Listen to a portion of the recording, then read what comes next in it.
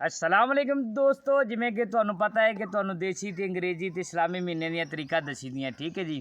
तो अज जुमे का दिन सी, छुट्टी सी वीरो, तो असी आख्या चलो तुहानू अज हरियाली विखा दईए पिंडा थावां दी, क्योंकि तुसी तां अपना धुएं खाने हुंदे ने अपना मोटरसाइकिलों दे, बसां दे, ठीक है, ट्रकों दे, लेकिन साढ़े कोल देखो आबो हवा ताज़ा ताज़ी हरियाली, यकीन कर चस्सा ने, ठीक है। तो बेलियो ए जेह्ड़े पिंड दे माहौल ने खुदा दी कसम कितों नहीं लभने, ते ना रौनकां लभनियां तुहानू, ठीक है।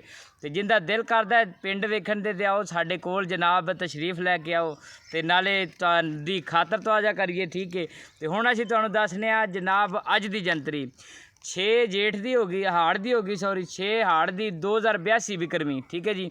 23 चंड दी इस्लामी महीना जुलहज 1446 हिजरी, 20 जून दी ईस्वी 2025 ते दिहाड़ जज जुमातुल मुबारक दा, ठीक है जी। अल्लाह तुहानू खुश रखे, अपने हिफ्ज़ो ईमान दे विच रखे, इस तरीके हरियालियां वेंदे रहो ते मौजा करते रहो ते जिउंदे रहो, ठीक है जी।